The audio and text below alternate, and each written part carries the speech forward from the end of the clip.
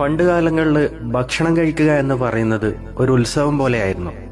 വീട്ടിലെല്ലാവരും ഒരുമിച്ചിരുന്ന് അന്നം നൽകിയ ദൈവത്തിന് നന്ദി പറഞ്ഞ് ഓരോ കറികളുടെ രുചികളെക്കുറിച്ച് സംസാരിച്ച് സാവധാനം കഴിച്ചിരുന്ന ഒരു നല്ല കാലം. എന്നാൽ ഇന്ന് കാര്യങ്ങളെല്ലാം മാറി മറിഞ്ഞു. പല വീടുകളിലെയും കാഴ്ച വളരെ സങ്കടകരമാണ്.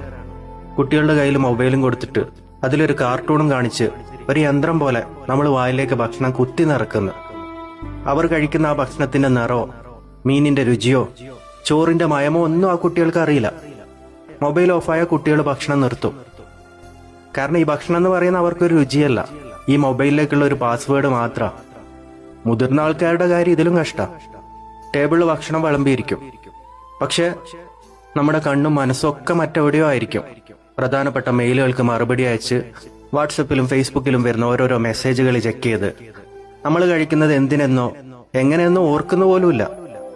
പലപ്പോഴും ഭക്ഷണം വായിൽ വെച്ച് ചവക്കുമ്പോൾ പോലും നമ്മൾ ചിന്തിക്കുന്നത് നാളത്തെ ജോലിയെക്കുറിച്ചോ കഴിഞ്ഞ ദിവസത്തെ വഴക്കിനെ കുറിച്ചോ ഒക്കെ ആയിരിക്കും. ഒരു മെഷീൻ പ്രവർത്തിക്കുന്നത് പോലെ രുചി അറിയാണ്ട് ആസ്വദിക്കാണ്ട് നമ്മൾ ചവച്ചരച്ച് അങ്ങനെ ഇറക്കും. ഇതൊരു വലിയ നഷ്ടമാണ്. നമ്മുടെ ഈ പ്ലേറ്റിലുള്ളത് വെറും ഒരു അന്നമല്ല, അതൊരു മണ്ണിന്റെ മണം, ഒരു കർഷകന്റെ വേർപ്പാ. അടുക്കളയിൽ നമുക്ക് വേണ്ടി സ്നേഹത്തോടെ പാചകം ചെയ്തവരുടെ കരുതലാ. നമുക്കൊരു പുതിയ ശീലം തുടങ്ങാം. ഭക്ഷണം കഴിക്കാനിരിക്കുമ്പോൾ മൊബൈലും ലാപ്ടോപ്പും ഒക്കെ ദൂരെ മാറ്റിവെക്കാം.